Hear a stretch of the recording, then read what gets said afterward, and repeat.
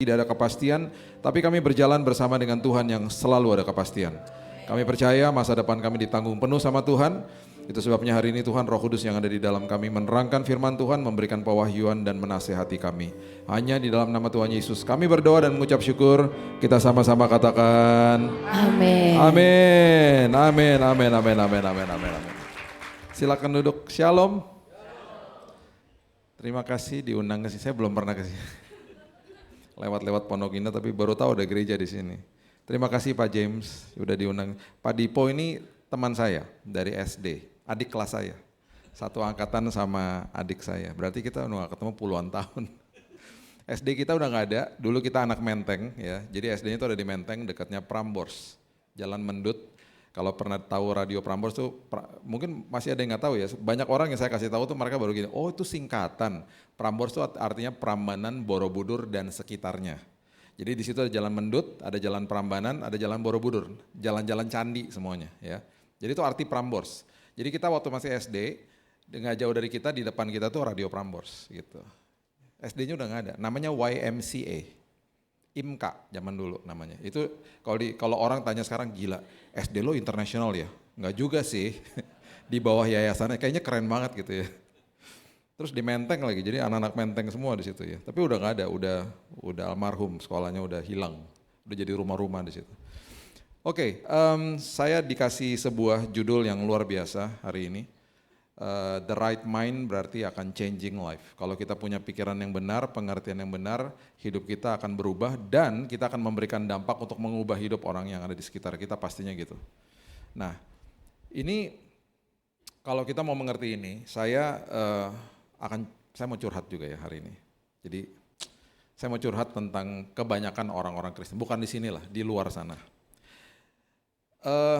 Banyak orang yang menyebut dirinya orang Kristen dan kita harus tahu, harus paham arti kekristenan itu apa.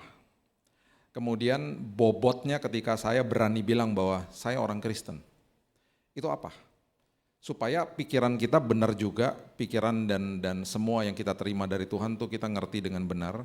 Jangan cuma sekedar mengerti Tuhan dari hanya sekedar pemberian-pemberiannya Dia. Saya mengamenkan tadi ibu yang memberikan kesaksian bahwa selama perjalanan hidupnya tadi kalau Bapak Ibu dengar banyak sekali hidupnya diubahkan Tuhan. Di dalam penantian akan kesembuhan yang terjadi akhirnya satu-satu Tuhan kasih kesembuhannya. Kalau Tuhan sudah mulai saya percaya Bu nanti ginjalnya pasti udah luar biasa beres. Kalau sampai kanker darahnya beres, jantungnya beres, ginjalnya tinggal tunggu waktu. Tuhan kalau mulai Tuhan akan akhiri dengan indah. Selalu gitu kok ya. Tetapi di dalam penantian-penantian itu yang Tuhan mau kita belajar dari Dia adalah kita harus mengalami penyertaan Tuhan dan di dalam proses nunggu jawaban doa, Dia mau kita ngerti isi hati Dia. Ya, itu yang saya mau jelasin hari ini. Karena kata Kristen itu disebutkan sama orang-orang yang sebenarnya mencibir pengikut Kristus pada saat itu. Jadi nama Kristen itu nggak didengungkan dari mereka. Mereka bilang, oh kita orang Kristen. Enggak lagi. Pertama kali nama Kristen itu keluar ada di tempat namanya Antioquia. Itu tempat di mana mereka berkumpul. Markas besarnya gereja mula-mula lah pada saat itu. Saya kalau lihat Antioquia sama sekarang ini saya selalu ngelihat Antioquia itu seperti daerah di Jakarta namanya Kelapa Gading. Kelapa Gading ya itu satu-satunya tempat di Indonesia yang memiliki gereja terbanyak per kapita. Jadi orangnya sekian dengan jumlah gereja tuh kebanyakan malah gerejanya. Jadi saya pernah ngobrol sama wakil wali kota Jakarta Utara, itu masuk Jakarta Utara. Di situ ada 167 pintu gereja. Bayangin, ada 400 ibadah dari pagi sampai malam. Di daerah Kelapa Gading aja. Jadi bagi saya itu Holy Land. Jadi Bapak Ibu kalau belum punya uang ke Israel, ke situ aja tuh Holy Land juga. Makanya kalau ke sana agak-agak silau karena terang kumpul sama terang. Makanan agak-agak asin karena garam kumpul sama garam. Yang ngerti firman ketawa, yang gak ngerti maksudnya apa ya gitu. Jadi itu Kelapa Gading itu benar-benar kalau saya lihat gereja-gereja pasti punya cabang di situ gitu. Selalu kayaknya sampai Pak Yoro yang di Huta Soit dulu teman saya bilang ini, Bill, lu kalau sampai terpanggil jadi gembalain gereja, lu jangan buka gereja di situ loh. Kenapa? Lu kriminal rohani, udah kebanyakan gereja, jangan buka di situ katanya gitu. Jadi Antioquia tuh seperti gitulah, itu tempatnya orang Kristen di awal. Nah, orang-orang yang ada di sekitar mereka datang ke mereka mau ngomong begini, lu pengikut Kristus ya? Terus mereka dicibir, diejek. Karena dianggapnya mereka sekte, namanya sekte Nazarene. Kenapa Nazarene? Karena Yesus dari Nazaret. Jadi sekte Nazaret gitu loh, disebutnya gitu. Terus diejek sama mereka. Oh lu pengikut Kristus loh, digituin. Sama mereka. Akhirnya mereka bilang, oh lu ngejek gue kasih tunjuk pengikut Kristus itu seperti apa. Dan sama mereka menjungkir balikan dunia dengan gaya hidup mereka. Yang akhirnya orang tercengang-cengang. Oh wow, pengikut Kristus ternyata kayak gitu. Itu arti namanya orang Kristen. Orang Kristen sama orang yang agama Kristen beda.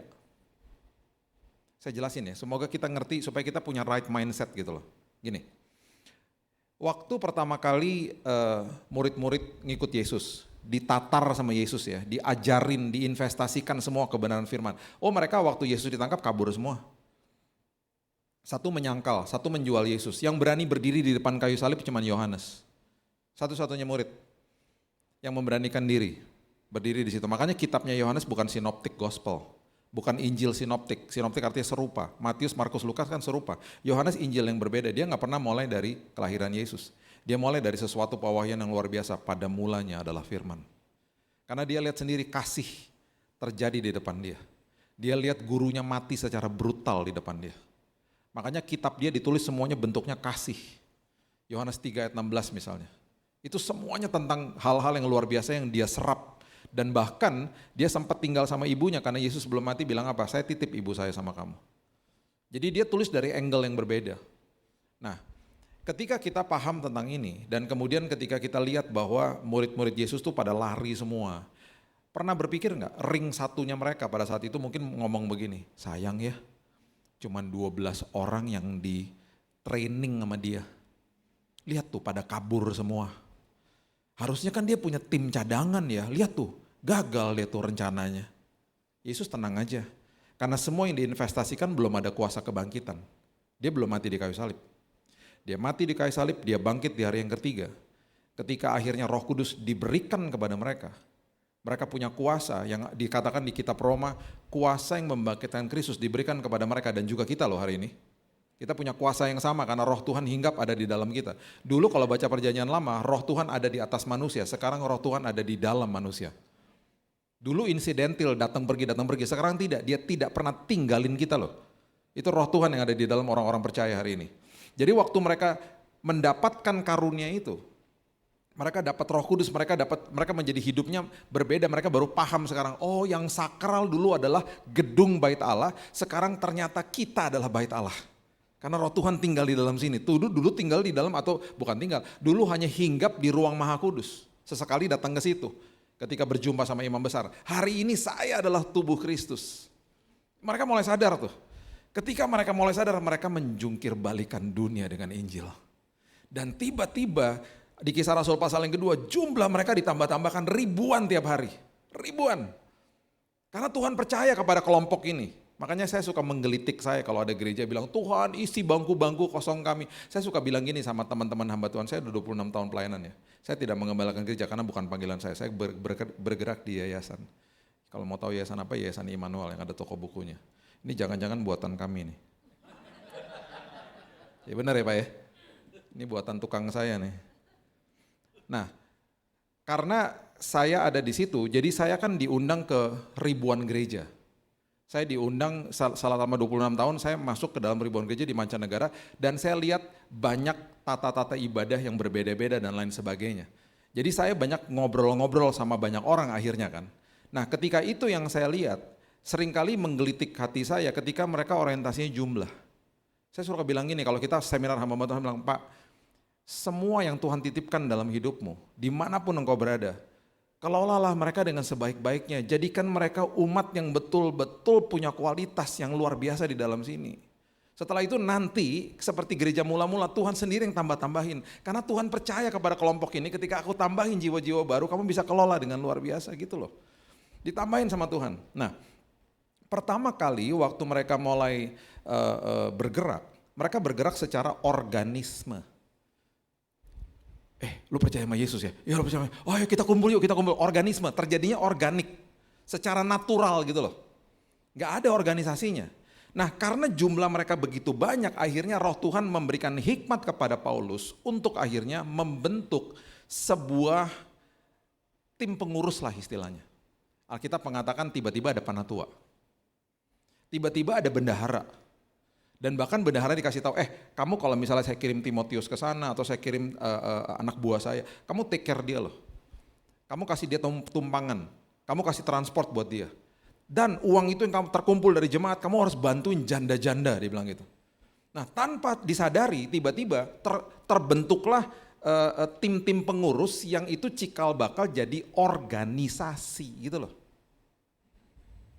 Nah, dengan berjalannya waktu sampai terus-terusan sampai ke sini, akhirnya terbentuklah banyak sekali agama-agama, termasuk agama Kristen. Nah, sekarang saya mau tanya, orang bentuk agama buat apa? Orang bentuk agama supaya mereka mau mencari sosok ilahi yang lebih besar kuasanya daripada dia. Kan agama semuanya begitu. Dan di dalam semua agama mereka mencari Tuhan, bahkan mereka melakukan tata-tata ibadah yang mereka pikir itu layak di hadapan Tuhan untuk menyenangkan Tuhannya.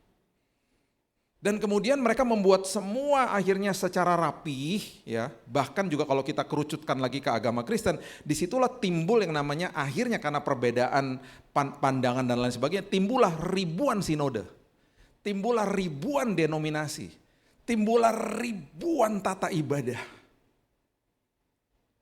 Saya pernah masuk ke dalam sebuah gereja Advent misalnya, sebelum tadi saya naik ke mimbar semuanya berlutut di sini. Beda lagi tata ibadahnya. Kalau di tempat ini, kalau di GB-nya Paniko kan semua diajak, ayo Bapak Ibu berdiri sebelum firman.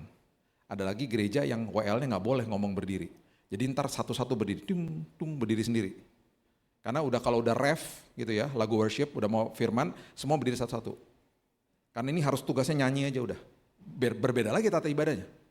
Ada lagi, saya pernah berkhotbah di gereja Paulus di Menteng, gereja Protestan. Itu mic-nya nggak begini, saya bisa jalan-jalan begini. Itu mic-nya nancep di sini. Pendek lagi, jadi saya begini kalau khotbah. Dan jemaat nggak boleh ketawa. Jadi kalau saya buat lelucon sedikit-sedikit, mereka ketawa dalam hati. Boleh ketawa cuman dalam hati, mulut tutup. Setelah selesai ibadah baru, Pak lucu banget Pak, tapi maaf ya saya nggak bisa ketawa. Kita harus hening di sini Pak gitu. Beda lagi kan. Tata ibadahnya banyak banget, saya udah masuk ribuan tata ibadah, karena ribuan gereja. Nah, yang terjadi adalah karena agama dikelola, organisasi dikelola sama manusia, pasti ada kekurangannya. Timbullah politik di dalam, timbullah saling sikut-sikutan, timbullah kepentingan pribadi, politik uang, dan lain sebagainya, politik kekuasaan. Bahkan jemaat sama itu bagian yang mungkin yang pemimpin-pemimpinnya. Nanti jemaat sama jemaat juga mulai terpancing untuk saling mencibir dan ngejek. Gereja lo kagak tepok tangan kering tahu. Gitu. Gereja yang gak tepok tangan mencibir atau mengejek gereja seperti yang ini. Gereja lo tepok tangan dulu sih gak hormatin hadirat Tuhan. Hadirat Tuhan mesti tenang gitu. Akhirnya gak ada habis-habisnya toh. Dan karena semuanya dikelola dengan manusia, udah pasti ada kekurangannya. Sesekali juga ada salah-salah ngucap dari atas mimbar bahkan. Contoh, gembala sidang di sebuah kota, di luar kota. Setelah saya selesai khotbah, dia akan naik ke atas, Tuhan terima kasih udah kirim Pak Billy jauh-jauh ke sini Tuhan, berkati istri-istri dan anaknya Tuhan. Terus dia diem. Sorry Tuhan, maksud saya istri dan anak-anaknya Tuhan. Saya suka bercanda, jadi pas sudah ketemu, emangnya gue salo, mau istri banyak. Lo tahu gak tuh mertuanya ada berapa? Berapa? 700, istri 700, mertuanya 700, repot tau gak di hidupnya dia. Yang paling parah WL, di awal ibadah, Tuhan, semangat banget kan biasanya di awal ibadah. Kami ngucap syukur hari ini Tuhan, kami mau datang ke hadirat Tuhan, kami gak mau malu-malu, kami mau loncat-loncat Tuhan di hadapan Tuhan. Tuhan itu sebabnya angkat kemaluan kami Tuhan. Pertama jemaat pada diem, nahan ketawa. Tiba-tiba di belakang ada yang teriak, jangan Tuhan aku belum nikah Tuhan. Oh udah, puar ketawa semua. Di awal ibadah. Saya tuh kasihan banget sama dia, karena dia akhirnya gak bisa pimpin ibadah dengan benar. Karena dia, gini loh, kita tahu maksudnya benar, ngucapnya salah gitu loh. Karena kan bisa salah ngomong, itu kan manusia gitu loh. Ada yang kesengkat kabel misalnya. Banyak lah. Ada yang WL berantem sama musisinya di depan karena mungkin notnya nggak pas gitu, berantem bete-betean mukanya, udah banyak lah saya lihat gitu ya. Jadi itu yang terjadi. Nah, dengan berjalannya waktu, Jadi berarti kan manusia buat agama, termasuk agama Kristen, untuk cari Tuhan toh. Pernahkah kita berpikir, satu-satunya Tuhan yang turun dari tahtanya, menjelma jadi manusia, membuka dirinya, memperkenalkan dia kepada kita, menjadi sama seperti manusia, itu hanya Yesus. Saya nggak bisa kenal teman saya, atau teman saya nggak bisa kenal saya kalau saya nggak buka diri saya. Saya nggak bisa kenal siapapun di sini kalau orang pribadi itu nggak mau buka dirinya. Kalau dia udah punya tembok, dia bilang ini, gue mau jaga jarak sama lo nggak banget lo orangnya gitu. Setiap kali ngumpul dia ngomong, dia cuma jawabnya di permukaan aja, dia nggak pernah buka hatinya. Karena dia prinsip apa? Gue nggak mau lo kenal gue. Gue nggak mau lo deket-deket sama gue, karena gue juga mau deket-deket sama lo. Dia nggak akan buka dirinya, kita nggak akan kenal pribadi itu. Dia akan ngomong seperlunya pokoknya sama kita. Ini Yesus loh, buka dirinya buat kita. Dan sampai hari ini ironisnya saya sedih banget 26 tahun banyak orang gak kenal siapa dia. Kenapa? Karena orang hanya kenal apa yang dia bisa buat, bukan kenal hatinya. Kalau kita hari ini berani bilang bahwa saya adalah orang Kristen dan kita mau buktikan kepada dunia, seperti murid-muridnya, bahwa saya adalah pengikut Kristus.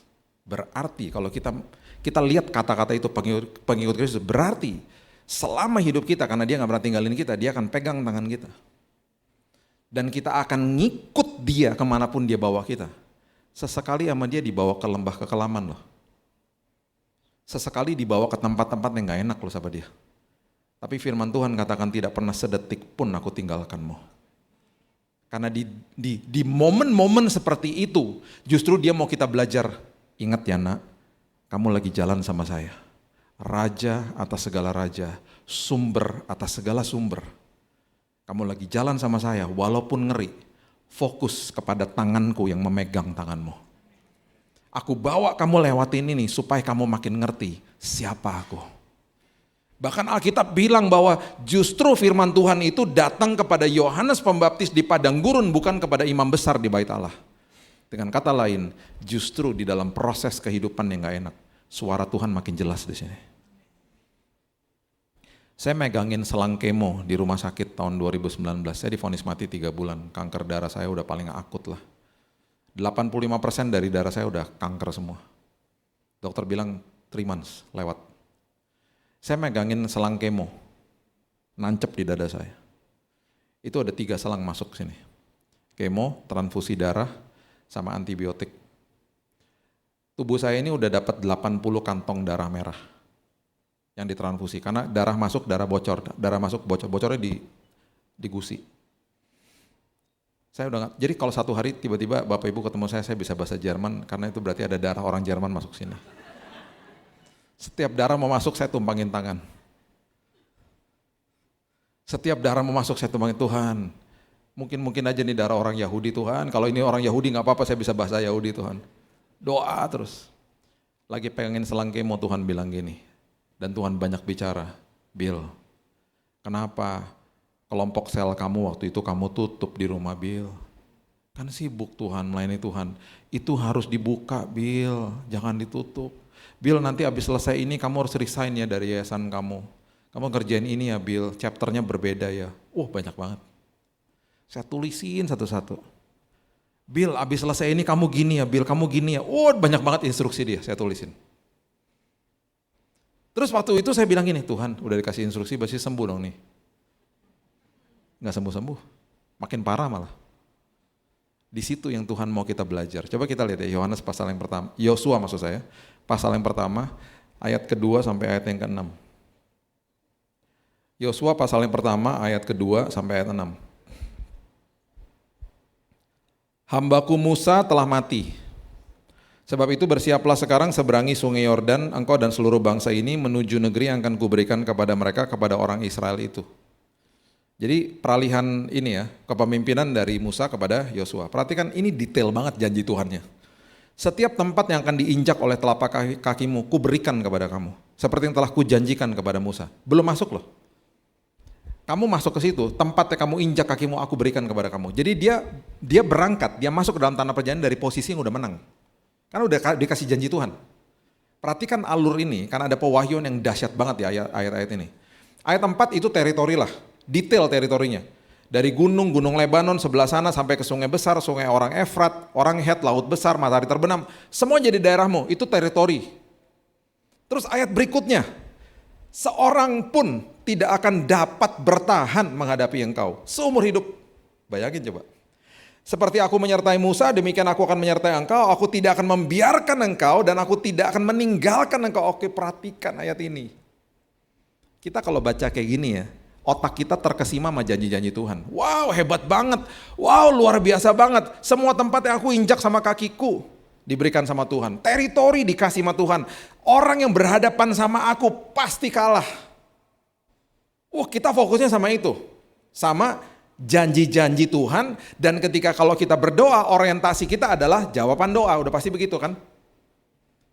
Kita lupa bahwa selama penantian jawaban doa, firman Tuhan bilang begini, aku akan menyertai engkau, aku tidak akan membiarkan engkau, aku tidak akan meninggalkan engkau.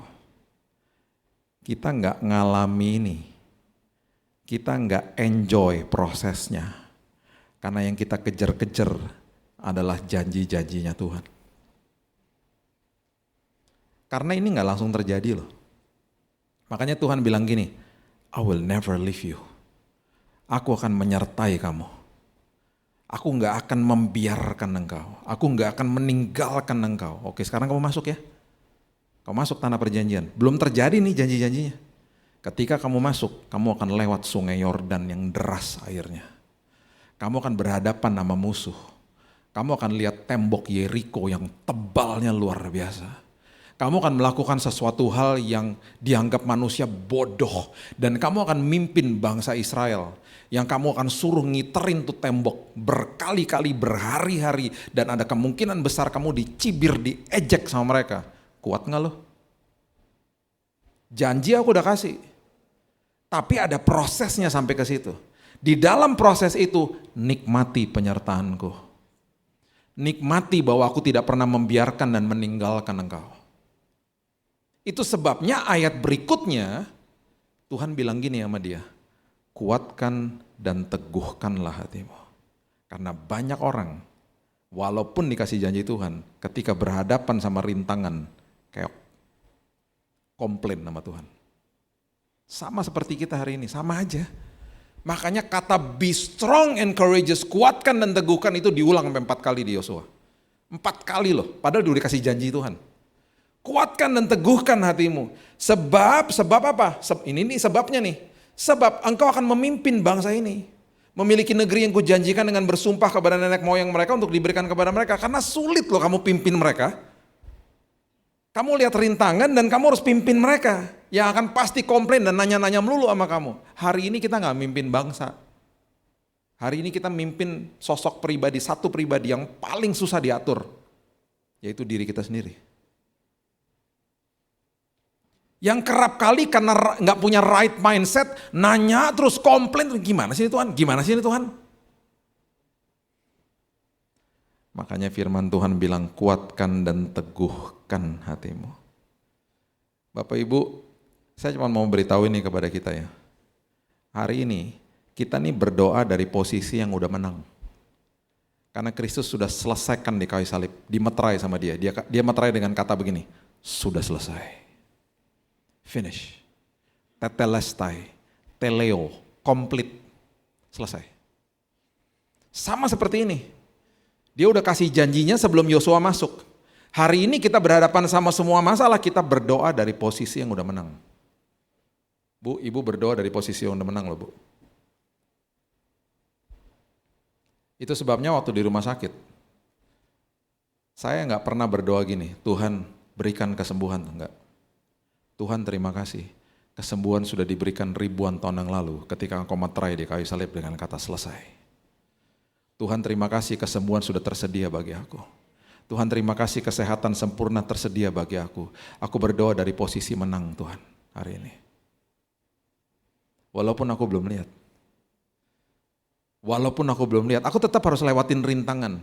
Aku tetap harus melewati hal-hal yang gak enak pakai mata jasmaniku. Aku tetap akan lihat reportnya dokter yang gak enak banget Tuhan. Tiap hari dapat laporan hasil darahnya selalu begini ngejeblok ke bawah. Trombositnya hancur, hemoglobin darah merahnya hancur, leukosit darah putihnya mencapai titik 0,03. Udah gak ada pertahanan tubuh, kejang-kejang 41 derajat, panas tinggi. Sampai akhirnya pingsan, udah gak tahan tubuhnya. Dan setiap kali dokter mau masukin ke ICU, selalu Tuhan batalkan. Tuhan bangkitkan saya di tempat tidur. Tiba-tiba semuanya normal. Dokternya bilang gini, gak usah, gak jadi. Ngomong sama semua suster, mau ditarik udah ICU, udah pingsan, 41 derajat. Istri saya udah jerat-jerit, udah pikir udah saya hilang udah gak ada, darah putihnya udah gak ada. Pertahanan tubuh udah gak ada. Yang nolong saya cuma Tuhan, udah gak bisa lagi yang lain. Dan ketika saya lihat videonya, saya lihat istri saya nangis, besoknya kan saya berdoa, Tuhan jangan kayak gitu lagi lah, Tuhan kasihan dia. Saya kan pingsan aja saya udah gak sadar.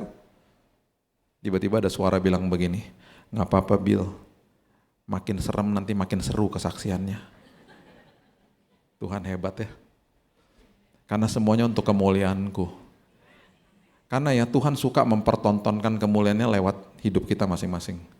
Makanya biasanya kita kalau sama anak-anak kita ya, kita dandanin mereka waktu mereka masih kecil ya. Terus kita kasih mereka minyak telon. Minyak telon tuh enaknya di kulit anak-anak bukan di kulit kita. Coba pakai minyak telon pasti, lu pakai apaan sih lu? Ih gak enak banget. Boy. Tapi kalau minyak telon di kulit anak-anak tuh enak banget ya, bener ya. Nah kemudian anak-anak itu kita bawa ke mall, kita bawa ke gereja. Yang muji siapa? Teman-teman kan. Aduh cantik banget anaknya, aduh cakep banget anaknya gitu kan. Yang bangga siapa? Orang tuanya, anaknya kagak ngerti. Anaknya cuma pelongo-pelongo aja. Orang tuanya yang bangga, ih hebatnya kita ya, hebatnya anak kita cakep-cakep ya gitu. Gitu kan pasti kan. Kalau saya beda lagi. Waktu anak saya Keaton masih kecil, ini anak siapa Pak? Ya elah, karena kagak mirip. Anak saya yang kedua mukanya kayak mamanya Chinese. Saya berdoa dari pas dia kecil, Tuhan gak apa-apa deh Tuhan kalau sekarang boboho mukanya gak apa-apa Tuhan. Tapi nanti kalau makin besar kan biasanya berubah ya Tuhan mukanya ya. Sekarang ini udah lebih tinggi dari saya, udah 17 tahun. Makin beda. Gak berubah jadi mirip, makin beda gitu. Jadi kadang-kadang saya dipikir nyulik anak dulu. Ketika itu yang terjadi, saya cuma mau kasih tahu ini loh sama kita semuanya. 90% orang datang kepada saya. 90% orang datang kepada saya. Selama 26 tahun ini ya. Kalau minta doa begini. Pak doain Pak, bisnis lagi seret. Pak doain Pak, ini lagi resesi nih Pak, supaya perusahaan kita profit ya Pak. Pak doain Pak, barang lagi ketahan tuh di bea cukai. Pak tolong doain Pak, biar anak dapat jodoh. Pak doain Pak supaya anak kuliahnya lancar. Doa-doa seperti begitu permintaan doa gak salah sih. Cuman saya suka ngerasa apa atau gak? Saya ngerasa gini, Tuhan dewa, saya dukun. Lama-lama gue charge ya, minta-minta doa melulu. Itu 90% ngomongnya begitu. Mau boarding di pesawat, tinggal 3 orang lagi. Pak Billy ya? Iya. Minta doa boleh? Sekarang? Iya. Saya pikir dia takut terbang. Melipir ke kiri. Sini Pak, bapak, istri, 2 anak. Doain apa Pak? Saya juga gak tahu Pak, terserah Bapak. Ya elah. Ntar aja kali tunggu pas landing Jangan kultuskan hamba Tuhan loh. Jangan mentang-mentang hamba Tuhan berdiri di atas mimbar lebih dekat ke sorga. Bukan gitu. Hamba Tuhan hanya penyampai kabar keselamatan, bukan mediator. Udah kita mediatornya cuma Yesus udah. Dan sekarang kita udah diberikan direct akses langsung kepada Bapa di sorga. Makanya ada Roh Kudus di dalam kita. Jadi aktifkan dong imannya. Minta doa gak apa-apa, cuman aktifkan imannya. Hanya 10% loh datang kepada saya ngomong begini. Pak, bisnis lagi seret. Doain saya Pak, supaya saya kuat. Doain saya Pak, supaya saya berubah. Saya tinggi hati Pak. Pak, saya lagi masalah Pak sama keluarga, sama istri atau suami. Doain ya Pak, supaya saya berubah. Itu cuma 10%. Yang mau hidupnya diubahkan Tuhan selama lagi perjalanan proses hidup. Termasuk GB Pondok Indah maksudnya 10%-nya. Kan saya bilang saya curhat. 90%-nya orang lain luar sana lah. Paham dong ya. Saya cuma lagi curhat aja nih, muka-muka dewasa rohani soalnya di sini. Makanya saya curhat. Orang agama Kristen, makanya belum tentu dia orang Kristen. Kalau orang Kristen, adalah pengikut Kristus yang benar. Makanya Markus ya, coba lihat ya. Markus 3 ayat 7 sampai ayat 10 mengatakan begini. Markus 3 ayat 7 sampai 10. Kemudian Yesus dengan murid-muridnya menyingkir ke danau dan banyak orang dari Galilea mengikutinya. Juga dari Yudea, Yerusalem, Idumea, seberang Yordan, daerah Tiro, Sidon, datang banyak orang kepadanya. Kenapa mereka datang? Sesudah mereka mendengar segala yang dilakukannya.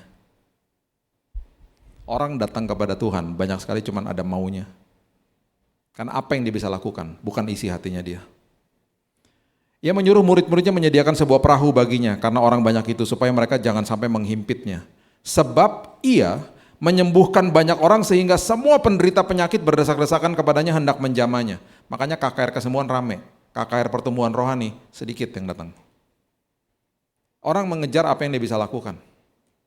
Makanya orang terkesima sama pemberian Tuhan, bukan sama Tuhannya. Orang terkesima sama pemberiannya, bukan terkesima sama sumbernya atau sang pemberi daripada semua kehidupan ini. Makanya Lukas 17 itu ironis banget yang terjadi. Coba lihat ya. Lukas 17, coba lihat. Ayatnya yang ke 11 dikatakan begini. Dalam perjalanan ke Yerusalem, Yesus menyusur perbatasan Samaria dan Galilea. Ketika ia memasuki suatu desa, datanglah 10 orang kusta menemui dia. Mereka tinggal berdiri agak jauh berteriak, "Yesus Guru, kasihanilah kami." Lalu ia memandang mereka dan berkata, "Pergilah, perlihatkan dirimu kepada imam-imam." Sementara mereka di tengah jalan, mereka menjadi tahir. Mereka menjadi sembuh.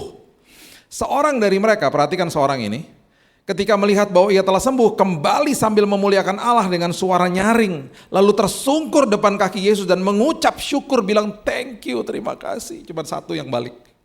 Orang itu adalah orang Samaria. Orang Yahudi itu benci sama orang Samaria. Mereka punya agama namanya Samaritanisme. Mereka dibenci karena mereka adalah perkawinan silang antara Yahudi dengan bangsa lain. Yang balik justru dikatakan di Alkitab itu orang asing bagi orang Yahudi. Cuman dia yang balik. Yang lain terkesima sama pemberian Tuhan. Ye, sembuh, kabur. Yang satu balik. Thank you ya, terima kasih ya Tuhan. Terus Yesus tanya gini, bukankah ke-10 orang tadi semuanya telah menjadi tahir? Di manakah yang 9 orang itu? Karena ada lagi yang aku mau kasih. Ada lagi tambahannya, ada lagi layer berikutnya. Ada lagi perkenananku yang aku mau berikan kepada mereka. Mana? Kabur semuanya. Tidak adakah di antara mereka yang kembali untuk memuliakan Allah selain daripada orang asing ini? Sama seperti anak-anak kita kalau dapat kado. Mereka kabur sama kadonya. Dan kita sebagai orang tua bilang apa? Bilang apa? Terus mereka gak lihat kita. Kan mereka kabur sama kadonya. Dapat kado. Terus orang tuanya bilang, bilang apa? Thank you mami, thank you daddy. Kita gak dilihat. Dia sambil lihat kadonya, thank you mami. Dia terkesima sama kadonya. Dia bilang thank you karena diharuskan. Anak-anak saya, waktu mereka masih kecil-kecil, mereka nggak kenal isi hati saya. Karena mereka masih kecil. Mereka cuma lihat papanya atau mamanya yang suka memberi. Mengurus mereka, udah that's it, cuman gitu doang. Makanya waktu saya pulang dari luar kota, 2 anak saya datang kepada saya, pelukin saya, Daddy, I miss you. Gitu. Seneng dong hatinya kan. Ujungnya nggak enak, oleh-olehnya mana Dad? Hari ini udah berbeda, karena mereka sudah dewasa. Mereka tidak kejar lagi pemberiannya, mereka kejar papanya. Jadi waktu anak saya umur 9 tahun, Keaton umur 9 tahun waktu itu, saya beliin dia Lego, karena dia suka Lego. Tiba-tiba dia mulai terkonek semuanya, bahwa ini semuanya pakai uang belinya. Dia mulai ngomong gini, Daddy, tadi pas bayar nggak pakai cash, nggak pakai uang ya? Pakailah, itu kok cuman keluarin kartu aja. Itu namanya kartu kredit. Oh berarti nggak bayar dong? Bayarlah. Nanti kartu kredit itu ada yang namanya tagihan. Kalau tagihannya dikirim, banyak orang nangis. Karena lihat tagihan, banyak banget tagihannya gitu. Oh gitu, Dad. Tapi aku punya solusi buat Daddy kalau Daddy nggak punya uang. Kenapa? Beberapa hari atau beberapa minggu yang lalu aku diajak Oma pergi ke sebuah mesin. Oma begini-begini Dad di mesinnya, cash keluar, uang keluar. Jadi Daddy kalau nggak punya uang ke situ aja pencet uang keluar. Kamu tahu nggak kalau kamu masukin kartu kamu ke sana, kamu pencet-pencet dan saldonya 0, ketelan tuh kartunya. Dia mulai berpikir ada konsep, oh ini pakai uang. Sampai di rumah, dia nggak buka kadonya. Dia pelukin saya, dia makan malam, dia balik lagi ke saya, dia bilang, Daddy thank you ya Dad. Gitu. Dia ketiduran sama saya. Saya nggak pernah lupa, besoknya baru dia buka kadonya. Dan di pagi hari itu istri saya bilang gini, wow, anak kita udah dewasa. Dia terkesima sama kamu sekarang, bukan sama pemberiannya. Yang satu orang Samaria, orang asing, terkesima sama Yesus. Tahu gak Yesus bilang apa? Makanya dia dicari kan yang 9 mana? Dia bilang gini, lalu ia berkata kepada orang itu, berdirilah dan pergilah, imanmu menyelamatkan engkau. Kita kalau baca bahasa Indonesianya, kita mungkin kurang paham. Bahasa Inggrisnya mengatakan your faith has made you whole. Artinya adalah bekas kustamu sembuh total, hilang. Yang 9 sembuh, bekas kustanya masih ada. Cari kerjaan susah. Yang satu karena terkesima sama sang pemberi, dikasih tambahan sama Tuhan. Bekas kustanya hilang. Orang gak akan tahu bahwa dia bekas pengidap kusta kecuali dia bersaksi. Makanya apa? Carilah dahulu kerajaan Allah dan kebenarannya, baru segala sesuatu ditambah-tambahkan dalam hidupmu. Yang dikejar sama manusia yang ditambah-tambahin, baru cari Tuhan. Akhirnya manusia kecewa sama Tuhan. Kenapa waktu saat itu mereka akhirnya kecewa sama Yesus? Karena mereka berpikir dia adalah sosok pribadi Mesias yang bisa kasih mereka kesembuhan dan mujizat. Plus dia adalah sosok Mesias yang akan membebaskan mereka dari penjajahan Romawi. Mengusir semua penjajahan Romawi dalam hidup mereka. Makanya waktu dia masuk ke dalam Yerusalem di atas keledai, mereka teriak apa? Hosana, Hosana. Artinya apa? Save us. Selamatkan kami. Bukan dari lumpur dosa, bukan dari penjajahan Romawi. Setelah mereka sadar bahwa dia tidak datang untuk itu, dia datang untuk membebaskan mereka dari dosa mereka. Gak lama setelah itu mereka teriak lagi, salibkan dia. Oh tapi saya gak ngomong gitu Pak. Sama aja. Ketika kita minta sesuatu dan dia gak kasih. Karena dia kan Allah yang maha tahu, maha kuasa, maha hadir. Kita kan enggak. Terus dia tahu ini bisa membahayakan dan ini bukan waktuku dan ini tidak sesuai sama rancanganku misalnya. Gak dikasih sama dia atau tertunda misalnya. Orang Kristen bilang gini, gue kecewa sama Tuhan. Itu sama aja, kita teriak salibkan dia, sama aja. Karena gak dapat apa yang kita mau. Gue kecewa sama Tuhan, Tuhan ada gak sih? Ah percuma ikut Tuhan, gitu akhirnya. Gak dapat esensinya ikut Kristus seperti apa. Gak punya right mindset. Makanya hidupnya gak pernah berubah. Dan dia gak jadi dampak bagi orang lain. Itu sebabnya kalau kita mengerti ya, bahwa saya ini yang saya kejar itu adalah sang pemberinya. Kita ya dalam hidup ini, selama kita hidup, kita punya 5 pertanyaan loh, yang kita selalu tanyakan secara sadar atau tidak sadar. Saya itu siapa ya, identitas saya? Makanya banyak orang stres kan, banyak orang bunuh diri karena gak ngerti identitasnya. Dia berpikir identitas dia tuh apa yang dikatakan orang lain kepada dia, makanya orang yang dibully lama-lama bisa bunuh diri. Semua yang dikatakan orang kepada hidupmu, itu hanya opini mereka. Identitas aslimu adalah segambar dan serupa seperti Tuhan, dan engkau adalah orang-orang yang lebih daripada pemenang, titik. Dah, terserah mereka mau ngomong apa. Yang kedua, saya akan paham, pertanyaan kedua, saya dari mana ya? Oh, kamu bukan dari dunia ini, kamu tidak berasal dari sini. Bahkan di Korintus dikatakan you are the ambassador of Christ. Kamu adalah duta besar kerajaan sorga. Ketika kita mengerti prinsip itu, kita akan jadi mengerti juga. Oh iya ya, duta besar Amerika yang ada di sini gajinya kan dibayarin semua sama negara Amerika yang mengirim dia ke sini. Berarti kalau saya dikirim sama kerajaan sorga untuk ada di bumi ini, berarti semua kebutuhan saya dan keluarga saya ditanggung sama kerajaan sorga. Makanya Matius 6 ayat 31 bilang apa? Jangan khawatir dan ada kata berkata loh. Apakah yang akan kamu makan, minum dan pakai? Karena itu dicari sama bangsa-bangsa, raja-raja yang tidak kenal saya. Kamu harus paham kamu dari mana. Bukan sekedar khawatir loh, gak boleh berkata. Berkata berarti ngapain? Ngeluh. Aduh gimana ya besok, aduh gimana ya. No. Belajar untuk walaupun ada masalah, bilang terima kasih Tuhan. Aku tahu rancanganmu indah bagi aku. Engkau tidak pernah lebih cepat, engkau tidak pernah terlambat, engkau selalu on time Tuhan. pertanyaan yang ketiga kita akan paham, kenapa saya ada di muka bumi ini ya? Kita akan sadar akhirnya, oh iya ya, tadi pagi saya masih bangun, masih ada nafas, berarti dunia ini masih butuh saya. Berarti masih ada orang-orang yang butuh saya, karena saya hidup buat mereka kok. Saya dikirim sama Tuhan, ditugaskan ke bumi ini untuk mengkolonisasi bumi, menularkan budaya kerajaan sorga dimanapun saya berada. Berarti dunia ini masih butuh saya. Karena hidup saya bukan untuk saya lagi, Galatia 2 ayat 20. Dan kemudian yang keempat, kita bisa bilang begini, saya ngerti, saya ini punya zona kekuatan nih, masing-masing. Semua kita punya talenta, kepribadian, karunia, kreativitas beda-beda. 2 tahun lalu anak saya Kitan datang kepada saya ngomong gini, karena dia tahun depan mau kuliah. Dedi, aku nanti kuliah mau ngambil sport science. Apaan tuh dek? Sport science, apaan tuh? Ya sport sama science, ya itu apaan? Dad, Dedi tahu Formula One nggak? Mobil ngebut-kebutan itu tahu kan? Bapak Ibu suka pernah lihat yang racing tuh. Itu ya, Dad. Itu kalau masuk ke Formula One, mobil balap itu pembalapnya semuanya slim badannya, Dad. Terus mereka kalau latihan di gym itu ada trainernya. Trainer itu disebutnya sport scientist.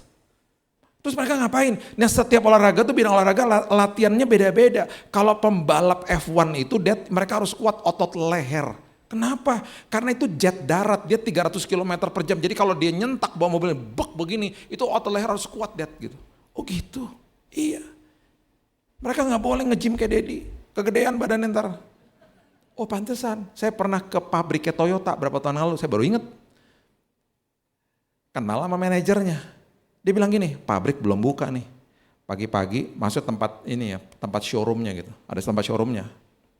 Lu mau gak cobain mobil F1 yang kita pakai tahun lalu ada di belakang tuh. Lu cobain masuk ke dalam kokpitnya, gue fotoin. Oh mau lah, saya ke belakang. Masuk ke kokpitnya F1, mobil F1. Kagak muat. Kegedean shouldernya, jadi begini kayak supir angkot. Akhirnya. Lah jelek banget sih lo Bill gitu, fotoin temennya. Anak saya baru kasih tahu, makanya itu gak boleh, Dad. Makanya kalau lihat pembalap-pembalap badannya slim semuanya gitu. Karena kalau enggak gak muat, tapi otot lehernya kuat-kuat. Nanti kalau ada sport scientist juga di tim bola, tim basket, beda lagi latihannya, sesuai sama olahraganya. Nah, terus kita makin paham lagi, karena beberapa bulan yang lalu kita diundang ada pelayanan di Australia, di Sydney. Tiba-tiba universitas, orang-orang yang ada di sana pas kita lagi ngobrol-ngobrol, mereka bilang ini, Pak, the best universitas buat sport science itu ada di Australia, Pak. Oh gitu ya, terus kita lihat di Google, kita lihat oh iya lo bener number 1, number 2, number 3, semua di Australia. Terus mereka bilang gini, Pak kita nih hebat, kita meneliti anatomi tubuh manusia, muscle-nya, dan kita pelajari secara luar biasa. Makanya kemarin di Olimpiade, Australia Pak juara 4. Juara satunya Amerika, penduduknya ratusan juta loh Pak, 300-an juta. Nomor 2 Cina Pak, miliar orangnya. Nomor 3 Jepang. 100-an juta juga penduduknya. Kita Pak cuma 26 juta. Kalah sama Jawa Barat. Kalah sama Jabodetabek. Jabodetabek 30 juta loh. Kita juara 4 Pak. Karena mereka kehebatannya di situ ternyata. Kita baru paham. Terus saya bilang sama anak saya, kok tahun 80-an pas Dedi lagi kuliah gak ada ya kayak gini. Gak ada, Dad. Ini baru soalnya. Jadi semua punya zona kekuatan masing-masing toh. Saya jadi teringat sama Nehemia, dia adalah juru minum Raja Artasasta di kerajaan Persia dan dia orang Yahudi, dia ekspatriat berarti. Berarti kan gajinya besar. Kerja di kerajaan Artasasta, FNB kan, tiba-tiba satu hari dia bilang gini, aku mau pulang kampung. Kenapa? Mau dirikan tembok Yerusalem di kampung halamanku yang udah ratusan tahun terbengkalai. Dari FNB pindah alih profesi jadi apa? Jadi teknik sipil. Tapi itu zona kekuatannya dia jadi bupati hari di situ. Semua kita dikasih kehebatan masing-masing sama Tuhan. Saya ketemu seorang muda, umur berapa ya, 26, 27 kemarin. Punya bakery di rumah. Ada tuh di IG saya. Di rumah, punya bakery-nya nggak punya, ovennya di rumah, semua di rumah. Orderan terbanyak sehari 400 roti. Rotinya enaknya minta ampun. Menemukan zona kekuatannya. Dan yang kelima, kita udah tahu ujung kehidupan kita mau dibawa kemana sama Tuhan. Semua kita dibawa pulang nantinya. Kan diutus sama kerajaan sorga. Semuanya dibawa pulang. Bahkan Alkitab mengatakan usia manusia 70 kalau kuat 80 tahun. Lebih daripada itu bonus. Mama saya udah 81, udah bonus. Jangan stres gitu ngeliatin saya, itu ayat Alkitab. Ya ampun usia gue tinggal segini ya gitu. 70 kalau kuat 80 tahun. Ya. Jadi kita, nah ini uniknya begini nih. Kita kan gak pernah ke sorga. Kalau dulu memang kita dikirim dari sana kan kita gak inget. Kita kan gak, kalau sekarang misalnya begini nih. Saya ketemu Pak James, Pak James, Pak Dipo kok nggak ada? Oh dia lagi ke Bali. Ya ampun asik banget. Pasti kan gitu kita ngomongnya. Karena apa? Kita udah pernah ke Bali atau lihat fotonya Bali. Kan keren kan Bali kan? Sekarang kita kan karena nggak pernah ke sorga atau nggak inget dulu kita dari sana, kita nggak tahu lah gambaran sorga seperti bagaimana. Jadi ketika ada yang dipanggil pulang kita gini, ya ampun dipanggil pulang, sok kayak sedih banget gitu ya. Harusnya kalau kita tahu surga seperti apa, pas ada kabar, lo tahu nggak yang si ini dipanggil pulang Tuhan tadi Pak? Ya ampun asik banget. Gue kapan ya? Gue kapan ya? Aduh keren banget. Tadi waktu dia dipanggil pulang caranya gimana? Dia jatuh loh di kamar mandi. Ya ampun berarti Tuhan ambil dong begitu ya. Dia dilepasin dari tubuh yang fananya. Ih keren banget sih caranya. Pasti kan gitu. Terus kita ke rumah duka, kita ngeliat teman kita di peti mati. Ya ampun bro, asik banget sih lo udah panggil pulang. Gue kapan ya bro? Aduh gue kapan ya? Kita kan pasti gitu. Sekarang coba, cinta Tuhan, cinta. Ayo siapa mau ke surga duluan? Gak ada yang angkat tangan. Padahal kan indah, kita kalau di rumah duka kita bilang, oh kita dia pulang ke rumah Bapak, cielah. Tapi ketika disuruh ke sana, kagak mau. Enggak, gue mau pulang rumah gue ya Pondok Indah enak aja. Gak mau ke rumah Bapak. Paham ya maksudnya ya? Kita akhirnya ngerti, kita tuh akan pulang ke sana. Makanya Tesalonika dibilang janganlah berduka seperti orang tidak memiliki pengharapan. Semua akan ketemu lagi kok. Oke, saya tutup sama ini ya. Banyak banget di hati saya mau bagikan, tapi ini saya udah waktu nih. Daniel 3 ayat 17 coba lihat. Kita tutup dengan Daniel 3 ayat 17 dan 18. Daniel pasal yang ketiga ayat 17 dan 18.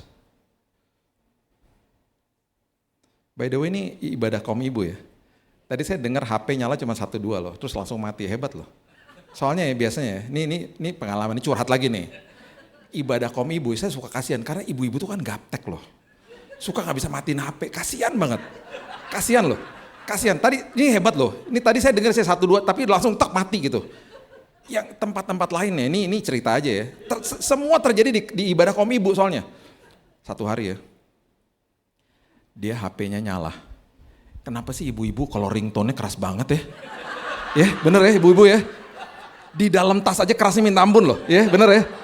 Terus pas dikeluarin kan mengomong, wong gitu. Dia tuh panik duduk di depan sini, dia panik begini, handphonenya kelempar loh ke belakang. Kena jidatnya orang di belakang kan. Itu satu ya, yang satu lagi ya, duduknya di sini nih. HP-nya nyala, dia gak bisa matiin. Dia bingung matiinnya gimana. Datanglah ibu-ibu, 5 ibu-ibu, mau matiin HP juga kagak bisa. Gimana nih gimana? Jadi saya nungguin, ini semua kejadian pas lagi khotbah. Saya ketawain nungguin. Orang multimedia lari dari belakang. Tante gini loh tante, tek langsung mati, beres gitu. Ini yang paling parah. Orang Manado, ada orang Manado gak di sini? Ada? Oh Manado. Oh banyak ya? Oh sama sama saya, papa saya ada Tomohon. Ya. Manado asli. Ini ibu, kenapa saya tahu dia Manado? Karena ngomong Manado lah, duduknya depan sini. HP nyala, diangkat sama dia. Tengah-tengah khotbah loh. Kayak gini nih. Iyo kenapa? Jangan ganggu-ganggu.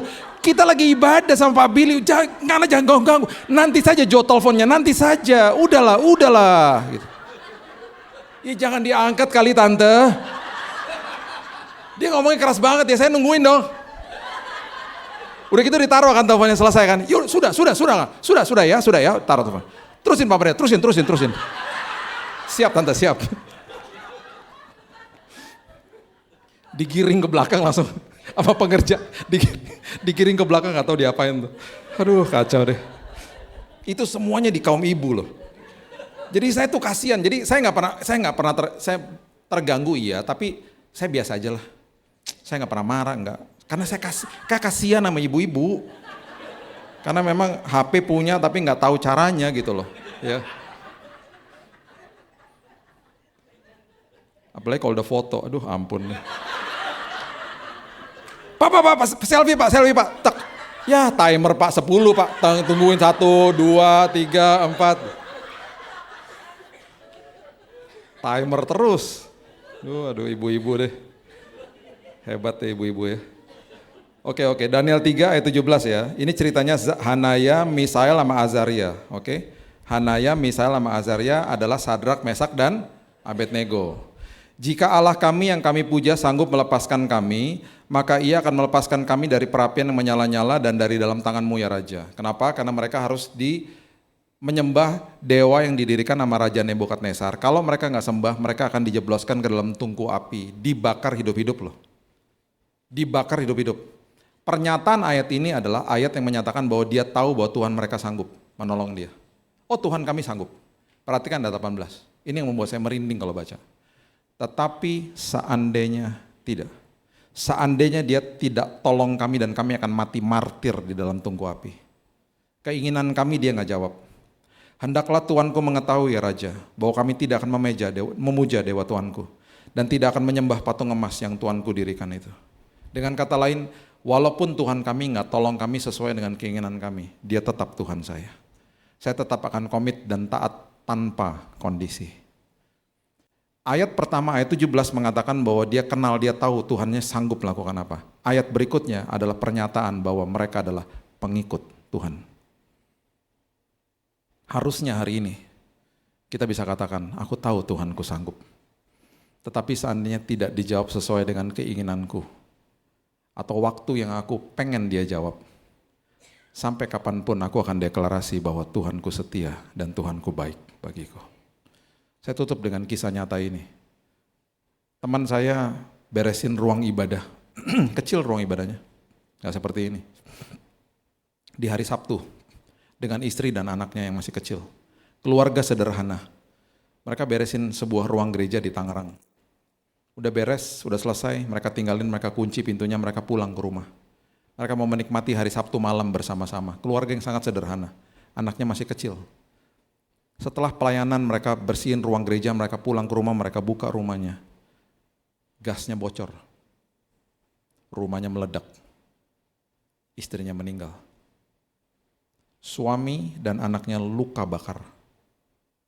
Waktu dia ketemu sama saya, suaminya, saya gak pernah lupa dia bilang ini, Kak Billy, ini keluar dari mulutnya, sampai kapanpun Kak, aku tetap akan nyatakan bahwa Tuhan itu setia. Tuhan itu baik. Bagi saya, dia adalah pengikut Kristus. Bagi saya, dia adalah orang Kristen. Bagi saya, hidupnya diubahkan Tuhan, bahkan membuat dampak kepada banyak orang, karena dia mengerti siapa Tuhannya. Dia tahu Tuhannya sanggup, tetapi sama seperti Sadrak, Mesak, dan Abednego, seandainya tidak terjadi sesuai dengan keinginanku, dia tetap Tuhan atas hidupku. Karena saya menyembah Tuhan yang Maha Tahu, Maha Hadir, dan Maha Kuasa, dan saya tidak. Saya lagi dibimbing sama dia. Dan pasti ujung perjalanan hidup saya, pasti aman, pasti nyaman, karena saya dipimpin sama Raja atas segala Raja. Dan ini semuanya sementara. Semua di tanganku sementara. Apapun yang Tuhan bilang, udah selesai ya, titipanku, aku ambil ya. Gak apa-apa Tuhan, semua punya Tuhan. Hidupku bahkan punya Tuhan. Itu orang Kristen. So pertanyakan itu kepada dirimu hari ini. Apakah betul-betul saya ini adalah orang Kristen yang mengejar isi hati Tuhan, bukan sekedar mengejar pemberian Dia. Dan justru ketika itu yang kita kejar, Yesus yang kita kejar, segala sesuatu ditambah-tambahkan dalam hidupmu. Berikan tepuk tangan kita untuk Tuhan kita. Bapa yang baik, terima kasih buat pagi siang hari ini. Aku berdoa Tuhan, percaya bahwa firman Tuhan yang sudah kami dengar dan bahkan yang sudah kami dengar sebelum ini, semuanya jadi rema dalam hidup kami. Jadi pewahyuan dalam hidup kami. Hamba-Mu dibatasi waktu, tapi firman Tuhan gak dibatasi waktu. Nanti kalau kami pulang, firman ini terus berkumandang dalam hati kami. Kami makin mengerti isi hati Tuhan. Dan itu yang kami mau kejar. Supaya kami punya the right mindset. Supaya hidup kami berdampak. Hidup kami diubahkan. Karena yang kami kejar adalah Yesusnya, bukan pemberiannya. Terima kasih Bapak yang baik, meteraikan firman ini karena kami juga sudah dimeteraikan sama Roh Kudus. Hanya di dalam nama Tuhan Yesus kami sudah berdoa dan mengucap syukur. Kita sama-sama katakan amin. God bless you.